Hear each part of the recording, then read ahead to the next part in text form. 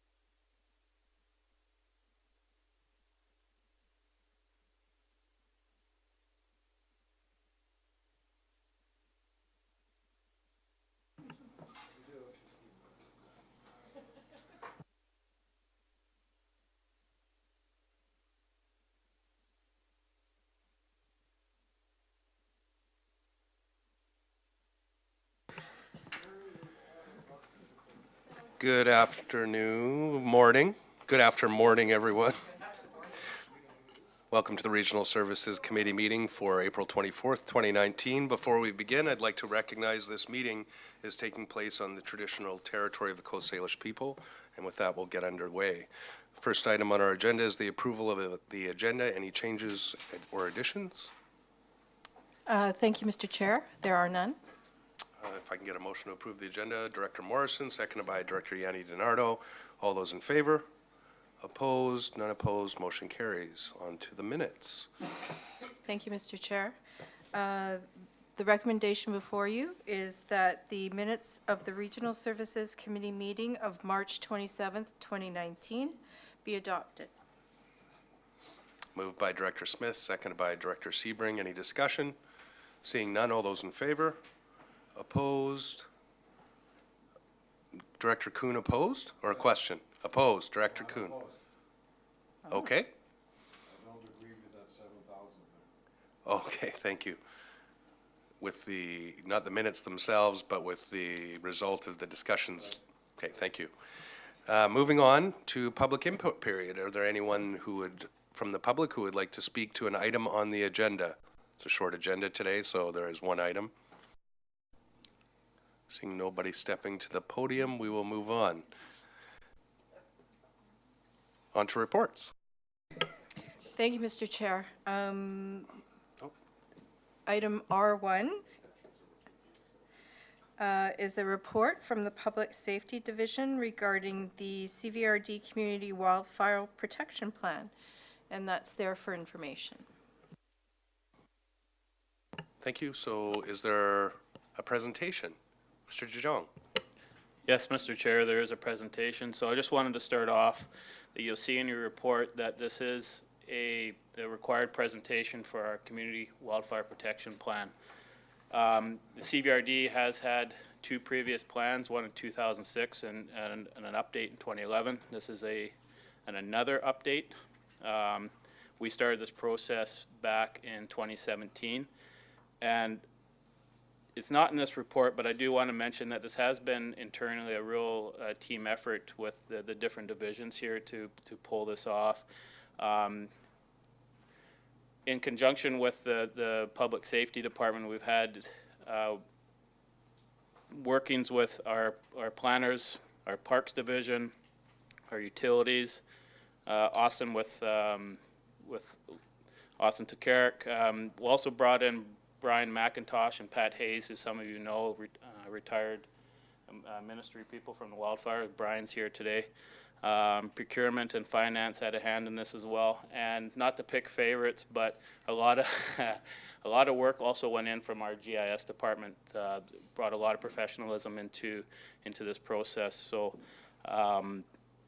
the idea of today is to provide an executive summary of the CWPP. Through the process, we did pick consultants, BA Blackwell.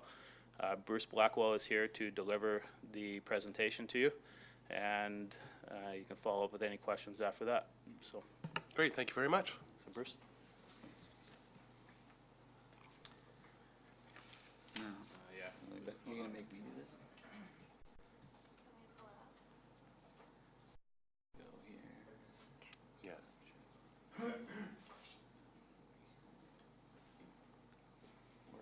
Okay, good. Oh, no, it's not. It's just taken 1 second to switch over. Okay. Welcome. Welcome. Thank you. I'll just start off by saying my name is Bruce Blackwell. I'm a registered professional forester, a biologist, and I've been consulting in wildfire management for now about 30 years. I started in 1979 rappelling out of helicopters fighting fire. So fire's in my blood. I've done this work all over British Columbia. Had the fortune of working for Gary Filmon in 2004, helping to write the first firestorm report. And unfortunately, I seem to do a lot of reporting that ends up sitting on a shelf, and we end up getting some big fires. I wrote the fire management plan for Fort McMurray that was finished in February of 2015, and the fire happened in May of 2015.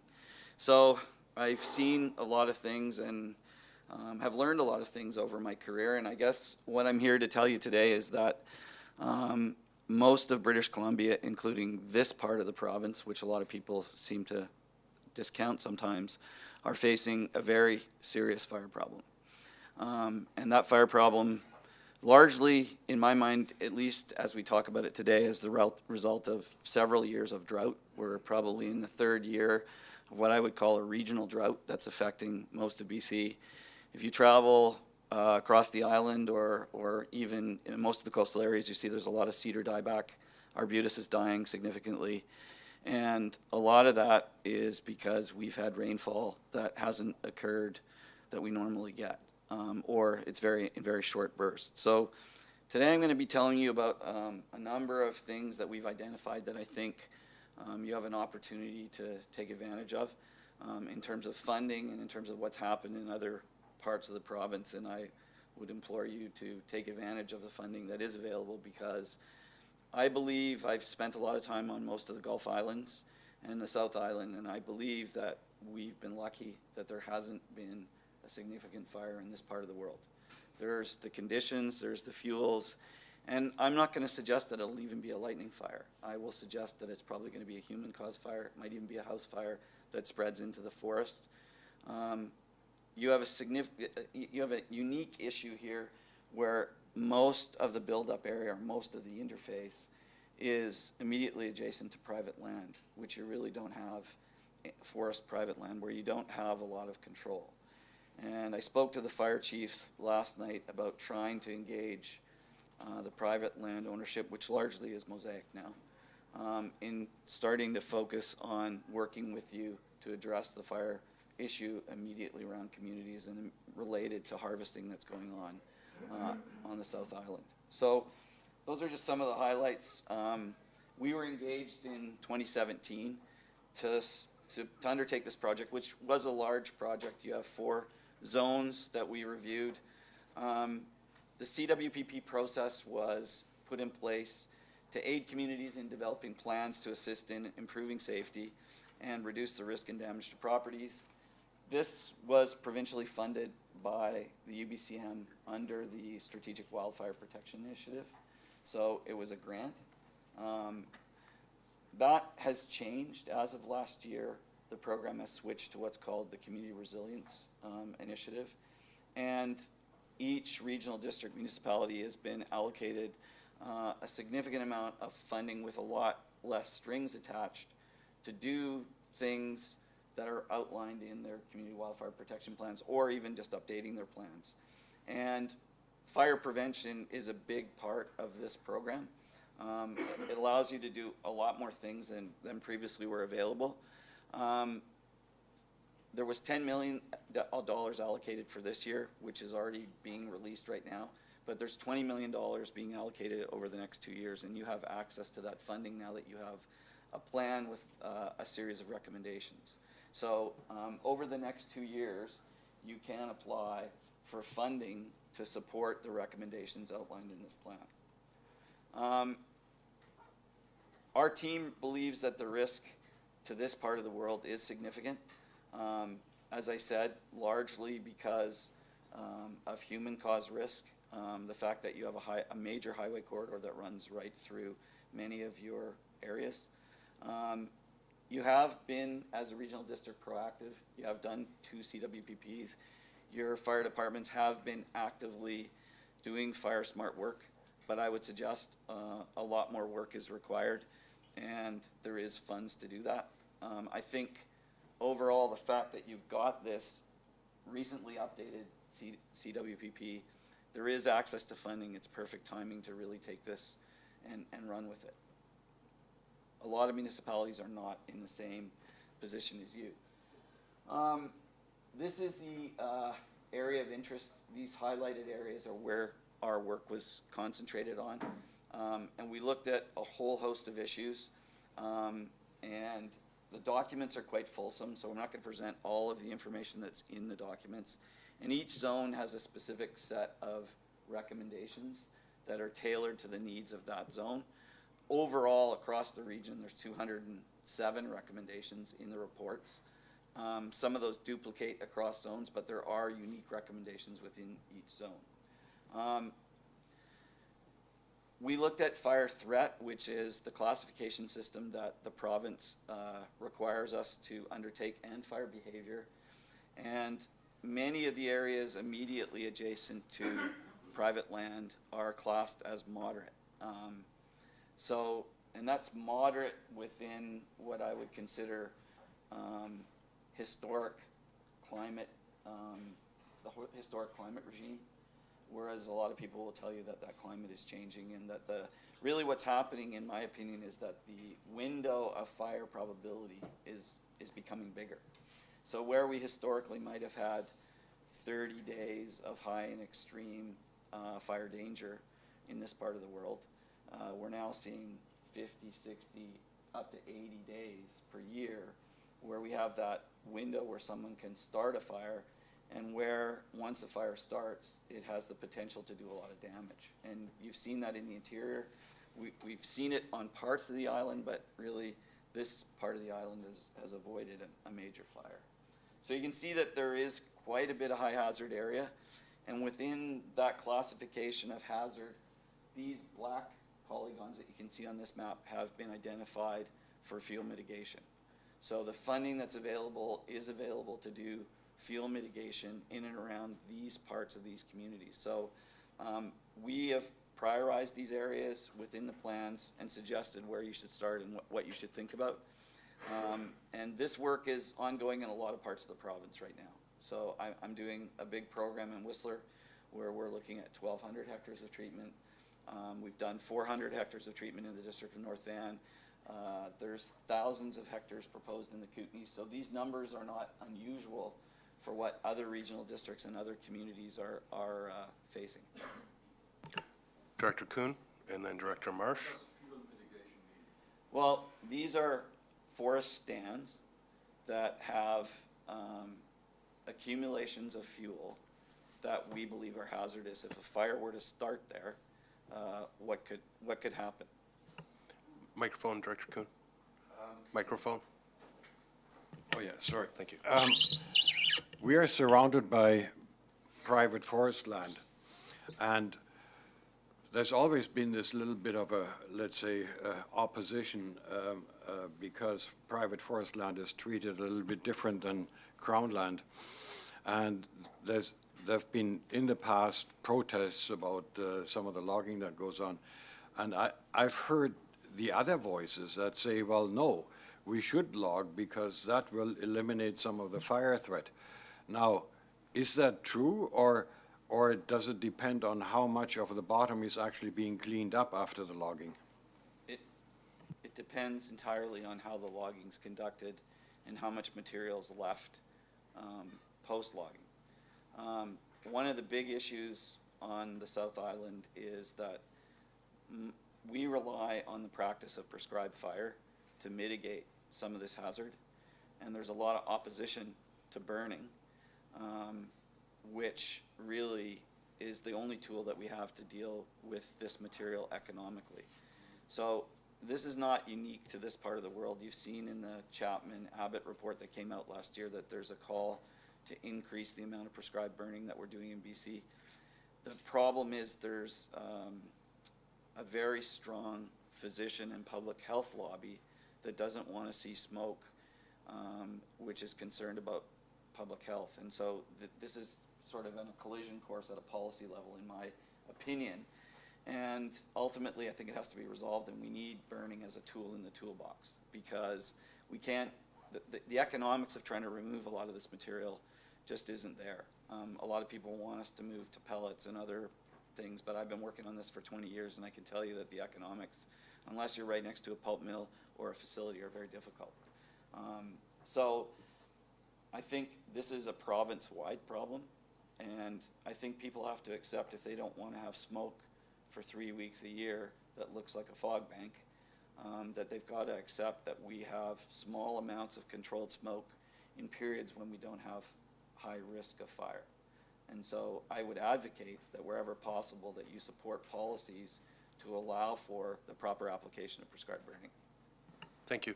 Is it okay with you if we take questions fine. during the presentation? Totally I've got fine. Director Marsh, then Director Yanni DiNardo.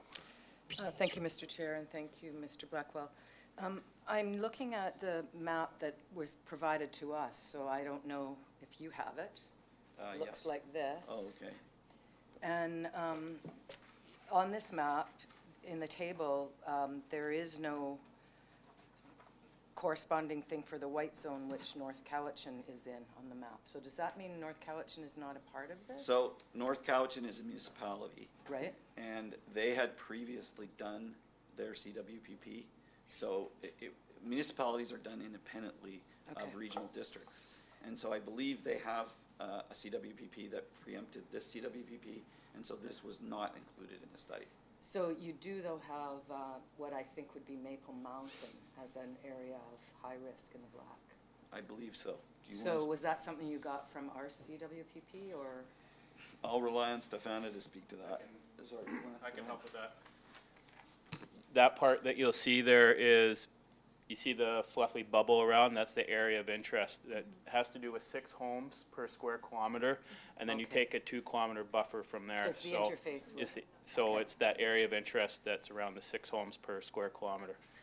So if I may, one follow-up. So I assume you're cooperating with the staff at North Cowichan to, because We Because we the have, border stop- there has been dialogue, yes, Excellent. absolutely. They have Okay. not, they have been not out of the loop on this.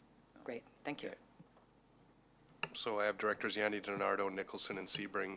Director Sebring, did you want to quickly just comment on that? Yeah, I spoke to our municipal forester in North Cowichan yesterday, and they were very much consulted on this plan, and everybody's working together, so I should let you know that, but yeah, it's all Thank you. good. Director Yanni DiNardo Thank and you, then Mr. Nicholson. Thank you, Mr. Chair, through you to Mr. Blackwell. I just, I sit on the Airshed Roundtable, and what we were informed is that the forest companies were doing a good job of their burning. So is that, so the air, checking the monitoring or dry or whatever? And then also, yeah, I thought that there was, and I'm not sure where curtain burners went. One time, the curtain burners and the other types of burners were really important, and then they sort of faded, so I'm not sure where that went. So I'm gonna suggest that what burning has occurred has been in compliance with the regulations. But the regulations are so restrictive that not all the burning that needs to be done has been done. So I think there, if you drive around this part of the world, you will see slash accumulations that have been there for periods of time that probably are outside the desired window. And those slash accumulations are largely there because the window of burning was too restrictive to allow them to be burned. So, you're welcome. Thank you, Director Nicholson. I'm just wondering about, we had that dreadful storm, windstorm this past winter, and it seems to me that we're in even more trouble for this coming summer in particular, because it's, So, one of the things that we're seeing is that the extremes of winter and summer weather are being amplified by whatever's going on. I think that everyone was pretty clear about the polar vortex this winter, and really the last two fire seasons and even this winter event was really driven by the movement of the jet stream. So the jet stream comes down in the winter and pulls very cold air down during the winter. And the opposite effect's been happening these two last fire seasons and the big fire season since 2003, where the jet stream moves way up into the Arctic. And you get all the warm air from Arizona and California being pulled up to British Columbia rather than a Pacific flow. So what's that doing? It's creating more significant wind events than we have historically seen more frequently. So we have had big wind events in British Columbia, and we have had dry summers, but the periodicity of them seems to be changing. So it's not like this hasn't happened before. Last winter, because of the cold, combined with the outflow winds that we got, we had a lot of blowdown. We've seen it all over the Lower Mainland, that there is more blowdown than we have seen in recent times. What that does is it contributes surface fuel and dead fuel equilibrates to the atmosphere, so it dries out quicker, and it contributes to fire spread. One of the things in fuel management that we really try to focus on is getting material off the forest floor that will contribute to intensity of fires and therefore contribute to the difficulty in actually putting those fires out. So when you've watched a lot of the fires in the interior, most of those fires are being driven by large amounts of surface fuel associated with either dead mountain pine beetle or other insects and diseases, or the fact that we haven't had fire in the landscape for a long time. Thank you. Please continue. Okay, thank you. So one of the next area, this is slowed down a little bit. Okay, so what can you do? What are the simplest things that you can start thinking about? And I know regional districts are really focused on services and your tax base is limited, but one of the things I've been working extensively with municipalities on is trying to tighten up policies and bylaws, particularly around development. We have a large amount of development going on that really isn't focused on creating building stock that is hardened for fire. So building materials, defensible space around the home, the fire smart conditions of the homes are not considering the associated hazard. And so wherever possible within the OCPs or any planning rezoning you do, we're trying to emphasize that you start really embedding that in your bylaws, because really what that's going to do is stop the growth of potential hazardous building stock. You saw in California large areas that burned. Most of those developments were not fire smart. They weren't affected by a forest immediately adjacent to them. They were affected by the ember shower that rained down on building stock that really wasn't built properly to resist fire. We faced the same problems. I did policy work in Kelowna after 2003, and I did their update to the CWPP last year, and I was very critical that they're allowing development that's going to cause the same problems that caused the 2003 fires. We need to focus on smartening up on this side of the fence, what we build, where we build. And the other big thing that's come out of these last few fire seasons is that we're not creating proper evacuation and egress. And the Fort McMurray fire in 2015 really demonstrated that problem. You had tens of thousands of people trying to evacuate one highway. Williams Lake, the same thing. Tens of thousands of people trying to evacuate through a corridor that was on fire. We have exactly the same problem here. We have individual driveways that are totally forest that we may not be able to get people out of, so there's entrapment issues, and we may not be able to get our firefighters into those areas. Thank you. I have Director Kuhn, then Director Yanni DiNardo, and a heads up to Director Staples, you're going to have to resume the chair here in about 5 minutes because I have to leave. Sorry, we saw one item on the agenda. We thought we'd be able to get through it, but unfortunately, we won't be able to. Director Kuhn. Yes, I would just like to get back to the previous map where you showed the black areas where you said there was going to have to be some control or whatever. Some of that is private forest land. So what are you proposing there? Are you going to discuss with the forest companies to either log that area or to clean it up? Or So actually, all of these black areas that we've identified are on Crown land. Okay, these are all Crown really? parcels. Okay. And there is a standard for fuel management. Generally, it's thinning from below. So we're looking at removing the smaller trees, and we're looking at basically removing the fine slash on the forest floor. So these areas are concentrated on either municipal Crown or Crown land. Follow-up, Director Kuhn. could we have a copy of that map? Like, we didn't get that in our material there. I'd like to see that. I'd like to get the details. Thank you. Would it be possible to provide a copy of the presentation through to our team? So all of this material is, you're welcome to have this, and you actually receive all of the GIS data that this is based on, and these maps are actually in the CWPP documents proper. Great, thank Okay? you. So you have, the information should be available. So, I have Director Yanni DiNardo and then Director Marsh. sorry. Thank you again, Mr. Chair, through you to Mr. Blackwell. We, again, as a regional district, we at Ministry of Transportation, are they also updated on this? Because I know that there are subdivisions that are designed, even in my community, there was only going to be one road out, and we actually protested as community members. We had an opportunity to protest that at least we need another exit, or you're gonna add all these homes on one egress, and so does Ministry of Transportation get updated on this as well, since there are subdivision approving officer? So really, you depend on the interaction of your fire departments and yourselves to get these things done, and this is, again, fundamentally one of the problems with development in regional districts right now. Municipalities have a lot of control over this, you have very little control. So I'm emphasizing to you that you need to work through UBCM and whatever channels you can to get the province to get you more engaged in this topic. Yeah, because to even have more complication, our fire department is an improvement district too, so we have all these identities, and we are not really working together at all. I mean, that way. Yeah, so one of the recommendations is to do an evacuation egress plan, and that'll highlight the areas that are of great concern, which I think you should then take to Ministry of Transport and consult with them before more development proceeds. Thank you. Director Marsh? Thank you, Mr. Chair.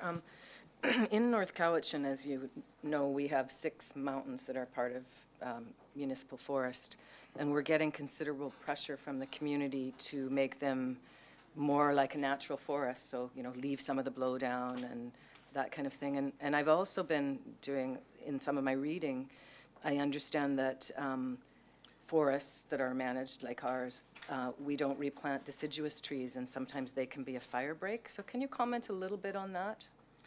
So first of all, with regard, I mean, the way we manage our forest these days is we tend to either manage them heavily and intensively like Timber West or like forest companies do, or we decide to statically manage them. We set them aside and leave them alone. In my opinion, I was involved in Stanley Park after the blowdown. We wrote all the plans and prescriptions to clean up Stanley Park.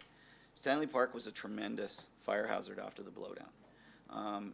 And ultimately, if we hadn't cleaned it up, I would have expected that there would have been large problems. We have come to the realization that we cannot statically manage forests because they are living, changing things. And they're either impacted by disease, they're impacted by fire, they're impacted by a host of disturbances. And when we try to statically manage them, if we don't disturb them, something else will. And they'll disturb them in a way that may not be desirable to the safety and well-being of communities, particularly if they're small. So ultimately, when you have an event like blowdown, you may need to mitigate it. You don't always necessarily, depending on the scale of it and depending on the kinds of conditions it creates, it may be fine to leave it. But if it's Douglas fir and it blows down, then you have Douglas fir bark beetles, which then potentially can impact the living stand of Douglas fir. So there's all kinds of different things that have to be considered before you decide not to intervene. I'm not suggesting that you have to intervene everywhere, but certainly if the hazard warrants it, and it's professionally assessed, then I would suggest you have to take careful consideration. Thank you. Apologize, Mr. Blackwell, but I do have to leave for another engagement. Director Staples, or now Chair Staples, will take over the meeting. Thanks, Michelle. Thank you, Mr. Chair. Continue or more questions? Continue. Okay. So we've talked about a bunch of things related to bylaws. One of the other things, you have a bylaw, 1341, that talks about combustibles on properties. But one of the things I've learned in doing Fire Smart workshops is people love to keep combustible things all over their properties. I was dealing with some ranchers a couple of weeks ago and found out that one of them had dynamite on their property, which really isn't very fire smart.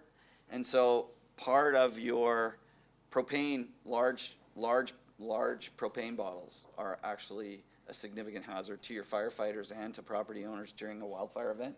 So I think that you need to review your bylaws with that in mind. We've recommended that you consider trying to develop a DPA, development permit area, in terms of development where you would have a higher standard for building fire smart standards and vegetation management. Again, I know that these are difficult within the context of a regional district, but I think it's really the only way to limit the development of further problematic development that is going to create more cost to this regional district. If you continue to develop these kinds of homes, potentially there's insurance losses, there's service losses, and ultimately the cost to local government goes up. So you want to reduce this kind of building stock if you can. And listen, I get it. People want to live in the trees, but there's also a cost to living in the trees. So I think there needs to be, the other thing that really stands out is just identifying homes, numbering of homes. So the standards around identifying which house belongs to who and allowing firefighters to easily find homes can be improved. These are not uncommon things. We see these kind of things all over British Columbia. So we talked about field management. So ideally, there is some field management, I believe, that's gone on within this regional district, but it needs to go on at a greater scale. It needs proper assessment, prescription development, and treatment. So normally what happens is you can fund this through the UBCM program. They first require you to develop plans and prescriptions. The plans and prescriptions are then circulated and consulted upon by local stakeholders, and then you implement these treatments. Generally speaking, these are thinning from below. Small trees are removed, surface fuels are removed. Some overstory may be removed if it's unhealthy, dying, or we need to improve the spacing between the crowns to limit crown fire. So the other consideration is trying to develop some demonstration projects where people can see this work and see that it's not clear cutting and not really damaging the forest. In fact, in a lot of the forest areas we've identified, there's second growth forests that were historically logged. They're now very dense. and going in and removing some of this material actually advances succession so that we get old growth attributes or large tree attributes accelerated. So most of the work that I've been involved in, people come by and they visit and they say that it looks more park-like. And from a habitat point of view, it's being improved as long as we leave wildlife trees, the right amount of debris on the forest floor. So this work can be done compatibly with recreation and aesthetic values for these types of areas. Okay, I just had a question, Director Wilson. Thank you, Madam Chair. I must admit that the summertime, when it comes around, scares the hell out of me because we're surrounded by trees where I am. And one of the things I've heard about is that some fire departments do make available these spray kits that you can put on your roof. Do you know about those, or if they're effective? It basically is a very fine type of spray that goes on. So they're called a sprinkler protection unit, and many fire departments now have varying capability to actually install sprinklers during a wildfire event. What they do is around the envelope of the home, they create a higher relative humidity, and when those embers come in, they're extinguished as they enter that humidity zone. I believe you've just purchased some sprinklers, is that correct? Trailer. So you have a sprinkler protection unit here in the regional district. You know, the other interesting thing is lots of people that I've recommended purchase these, they're now sending them into the interior and cost recovery for this. So you actually are paying for some of these. But I highly recommend them to be part of the fire protection arsenal that you have. And it's a matter of, they're not expensive. North Van District, the first one we put in 8 years ago was $15,000 for enough sprinklers to protect 30 homes. So, you know, I don't see that as being a really expensive investment. Through the Fire Smart process, you may be able to encourage people to even purchase their own sprinkler protection in really isolated rural areas. Many parts of the province, and even through a DPA, if people are in a really isolated zone, you can require them to put sprinklers on their roof during the fire season. Yeah, that's good news. So I, for instance, where I am, I should be able to get one that would protect my particular home as an individual because we're quite spread out where I am. So there's two considerations. One is what kind of water system are you on? Is it electrical? So if you're looking at pumping from your existing system, it's electrical. You may lose electrical power during a fire event. So you have to have some form of pump, whether that's fuel or a gas pump. They can only burn, they'll only last 6 to 8 hours. So you've got to have enough fuel to run them immediately before evacuating for the fire, or that a fire crew could start when they came to the fire. But yes, you can develop your own system, but you have to think through the logistics of, will your existing water system service that? If it doesn't, then you might have to think about a cistern or something like that, where you store water over the winter and use it for fire protection in the summer. You're welcome. Okay, continue. One of the things that we found to be incredibly successful over the last couple of years in terms of fire smarting people's homes is local government provides a chipping service through the fire department. So I've been working with Bowen Island for the last 2 summers.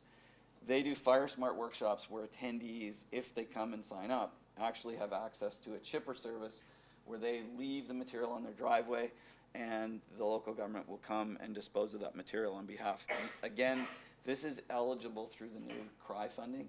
So this can be funded independent of your existing budgets. And you can do the Fire Smart workshops followed by the chipping and removal. Now this isn't whole tree removal, but if you have a lot of debris on the ground or pruning or branch material or wind throw that you want to remove, it can be cut up, taken to the driveway, and the local government will dispose of it. We have a similar program in Whistler. These programs have been oversubscribed. Whistler, you sign up online. Last year they were fully booked out till October. It was the local fire crew, which is dedicated to Fire Smart, and they have been cleaning up material for 2 years. This Bowen Island thing, I used to do Fire Smart workshops where you'd get 5 people would come.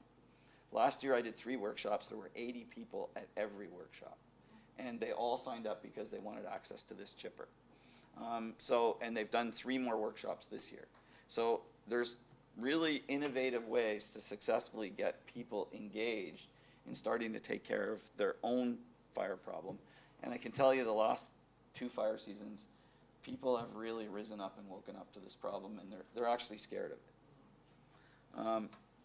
I've talked extensively about access and egress. We've got some specific recommendations related to that within the plan. And we talked about a total access plan that should be developed for the whole regional district.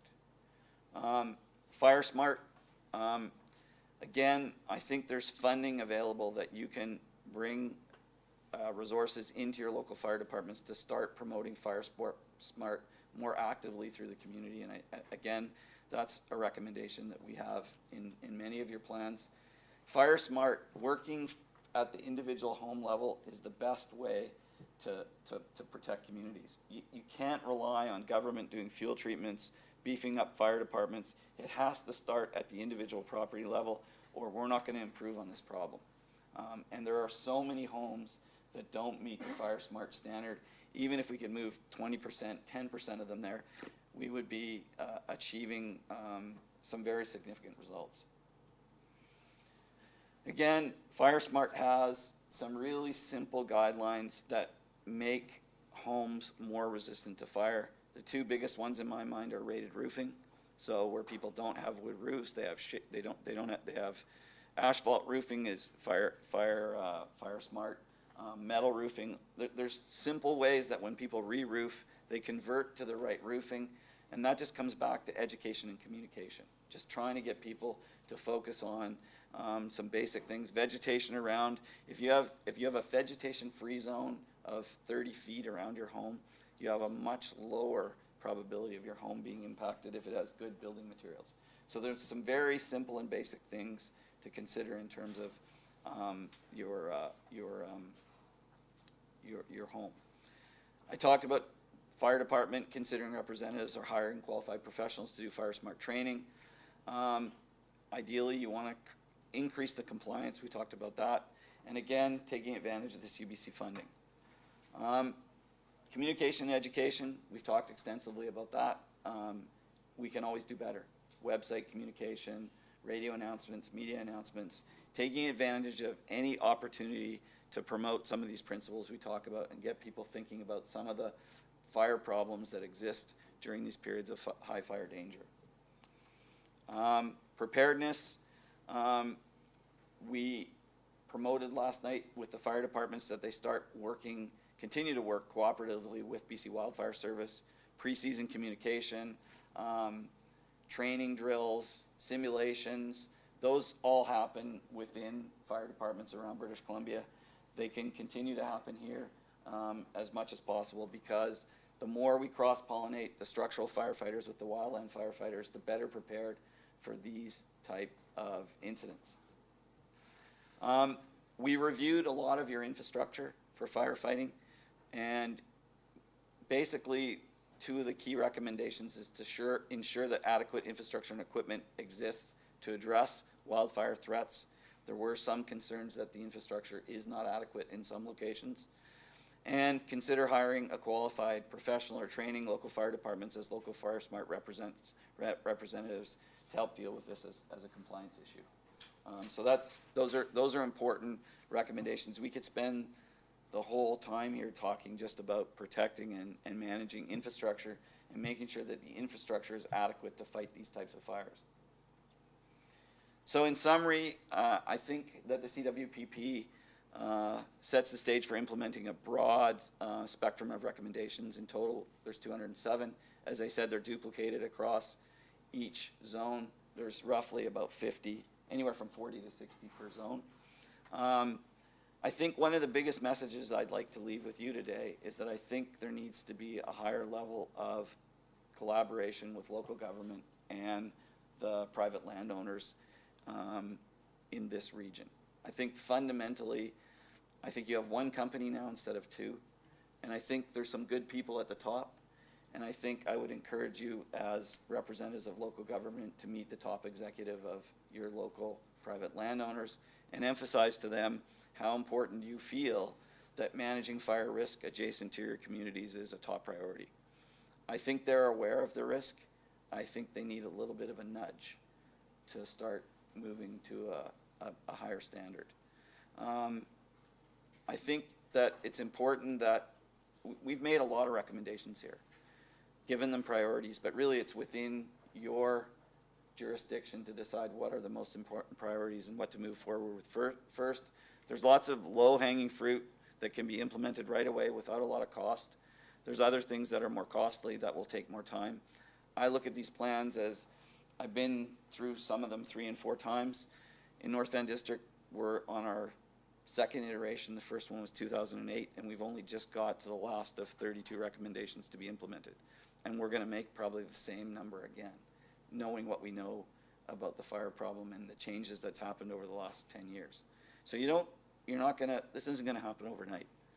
And I think the other thing that's easy and you can get a lot from is pushing the education communication as strongly as you can. You have the resources to do it. That's one of the places that's most important to continue to move forward. So I'm happy to answer any further questions or take comments on my presentation. Thank you. Okay, Director Morrison.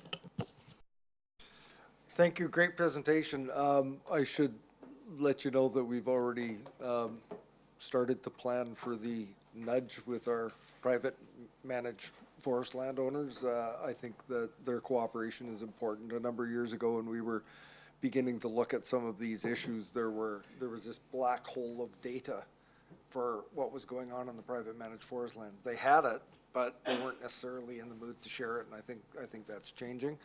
I think too that I want to congratulate North Cowichan and our friends in Lake Cowichan who've embarked in this process. And I sat in on the meeting that when they were presenting it to the community, and there was great buy-in in their community. And I want to see this extended to some of the more rural areas.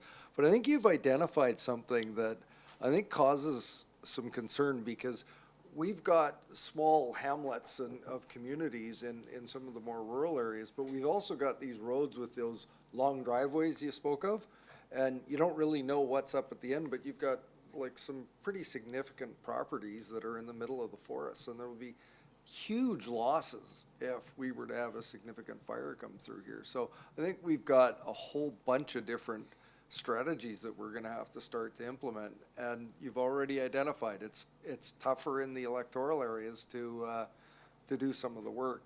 So, but I do have a question in regards to you mentioned right at the top the zoning and the fire smarting. We had a report a while ago showing, essentially people putting wood-sided houses right next to the forest, and worst of worst practices. Is there a significant body of work as to, what a template would be for making those changes in zoning in some of the more rural areas? A number of municipalities have put development permits in place and those same guidelines. And the best one that I know of is the North Van District one, which really requires the standards to be met in a new development. And speaks to, and they provide an opportunity for fire department review, which I think is really essential, because then the fire departments can identify their concerns as it relates to that development, and they have to approve. So if you can give some authority to the fire departments and the planning department to meet some of these standards, then I think you're going to go a long way to mitigating these kinds of developments that are creating more and more building stock that is going to be difficult to protect. Director McGonigal. Thank you, Madam Chair. Through you, if I may. Thank you for your presentation. Appreciate that. As mentioned by Director Morrison, the town of Lake Cowichan implemented their own CWPP, but in collaboration with electoral areas. I think you mentioned about a bylaw update, and I think it's imperative that that bylaw update be consistent with surrounding municipalities. So administrators from surrounding municipalities within the regional district would make sure that it's a cohesive, consistent bylaw throughout the whole region, where there's no segmentation of those bylaws. And it's probably already there, but similar to water staging, which was very successful. One of the problems with prescribed burns that I see is when forest companies, whether private or on Crown land, miss that window, that it isn't feasible to prescribe those burns after a certain amount of time.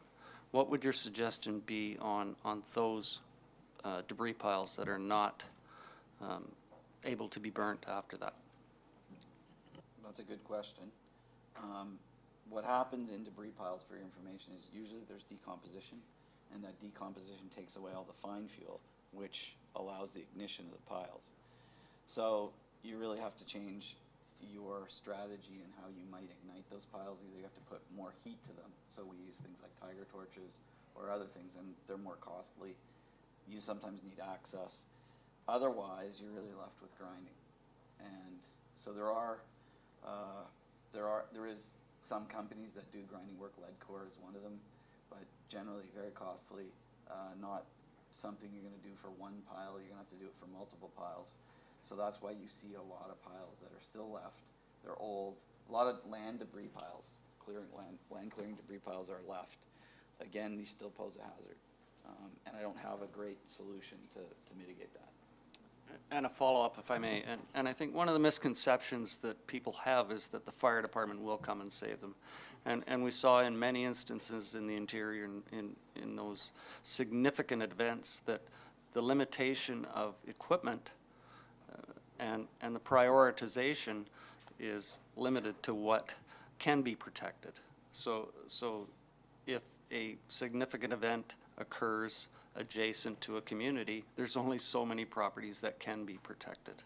So I think that's important for people to understand. Uh-oh, my brain just totally gapped. No. Director Smith.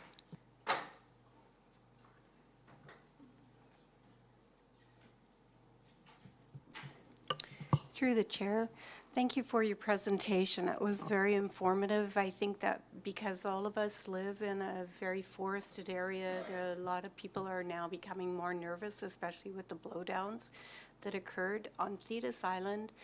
The fire department there, if people order them, they bring in sprinklers for homes so that they have a sprinkler system on top of their home and they make them affordable for people. I have sent the information out to other directors to make sure that if they live in rural areas, that maybe they can contact their fire departments to start moving through some sort of situation where it may not be the sprinklers necessarily that you're talking about with the mist, but they are a sprinkler system that does work fairly well, that is reasonable, and it is an opportunity for us to have something for those homes that are a little more down the long lanes with the forest around them.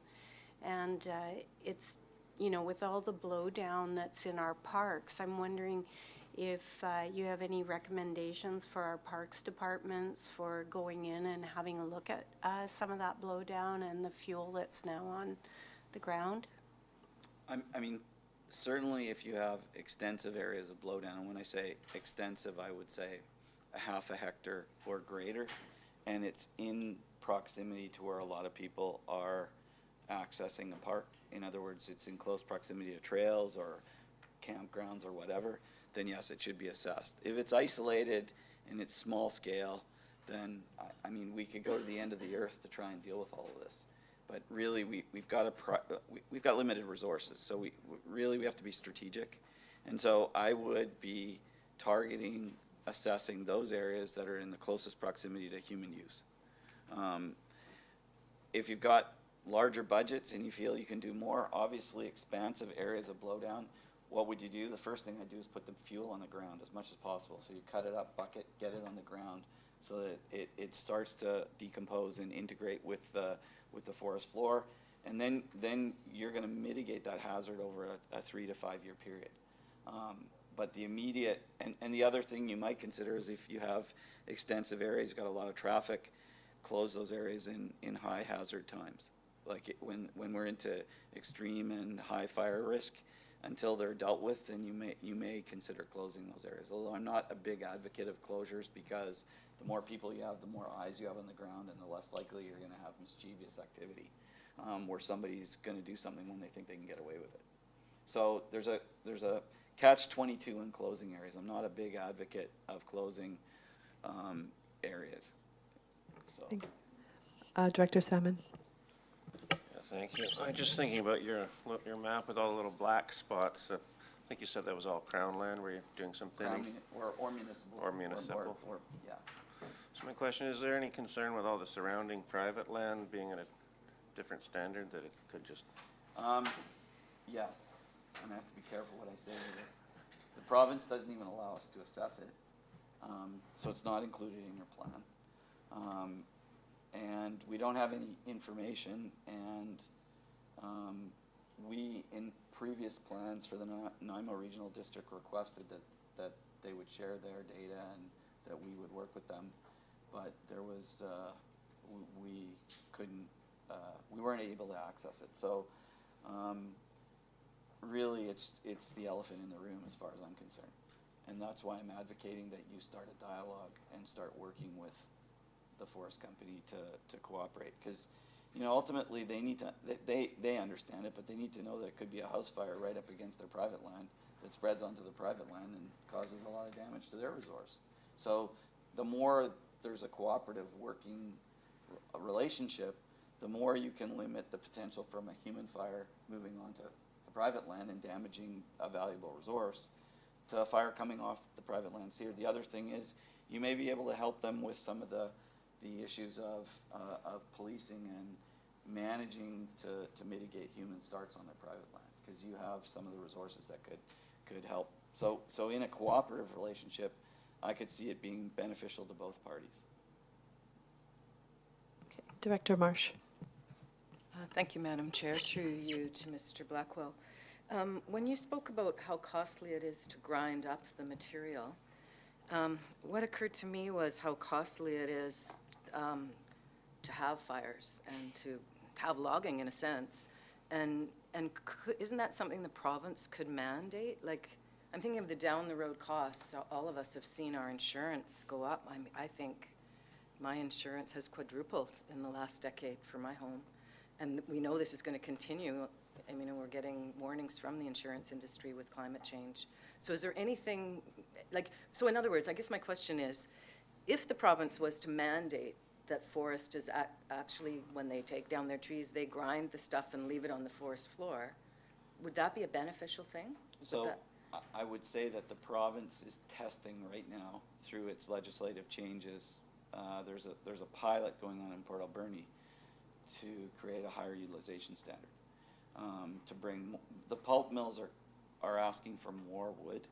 Yeah. And so I think the goal in Port Alberni is to see if economically more fiber can be utilized. A lot of the problem is that the fiber that's being left is uneconomic and we can't utilize it, and it doesn't generate enough revenue to move it. So Yeah. if through this new legislation, we may see better utilization. I don't know yet. It may actually make the economics so poor that companies are going to walk away from a lot of areas that they would historically have logged in the current model. So I can tell you the economics of this are very sensitive. The kind of chipper that I'm talking about to deal with that material is $1 million. They burn $2,000 to $3,000 a day in diesel. So their carbon footprint isn't pleasant. Huge. Yeah. We get into all kinds of issues around trying to utilize this material. And really what we need, and I think it's coming, but whether it comes in our lifetime, I'm not sure, is we're moving to all these different utilizations of wood biomass, whether we can generate biofuels. We're very close. There's pre-commercial plants in the US. Other products, you've heard of these nano types of materials and things. Whether we can find a way to chemically break down lignins and hemicelluloses to actually utilize them as energy is the topic of a lot of research right now. Okay. And so if I was the government, I want to incent those kind of things, because then we can extract higher value from the fiber and we can extract a higher utilization standard. So I see the way to solving this problem is through technology, and governments need to incent and create incentives for companies to do this kind of work. And so far in Canada, we talk the talk on the carbon tax side, but we don't walk the walk on the subsidy to try and encourage technology to improve these kind of situations. So if I may follow up, so technically, should the government choose to quit subsidizing fossil fuel companies, they could use that money and subsidize this kind of technology. And it could be a win-win-win. Could be. Okay, thanks very much. Director Nicholson. Yeah, I'm just curious about the 4 areas and how you, what kind of assessments you did and how you came up with those and. So what we do is there is a provincial fuel type, so that the province through the inventory system has developed a classification of fuels. Those fuels are part of 16 benchmark fuels that we use across the country to assess fire danger, fire behavior, fire risk. We go through a process where we validate whether the inventory is correct or not correct by putting people on the ground. And as part of that process, that field work around developments, we actually go in and classify threat through a provincial system. And we rank the threat in and around your communities, and based on that threat classification, it provides guidance on what should be treated and what shouldn't be treated. So the areas really that we've identified have to meet a provincial standard before the province will fund them. Any further questions?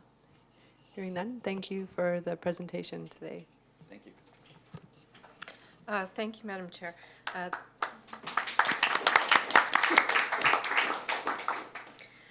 The next item on the agenda is information, and there is none.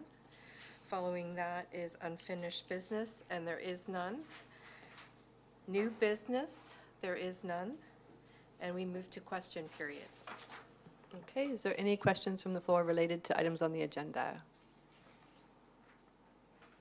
Hearing none, we'll move to the next item. Thank you, Madam Chair, and that would be a motion to adjourn. All those in favor? Carried.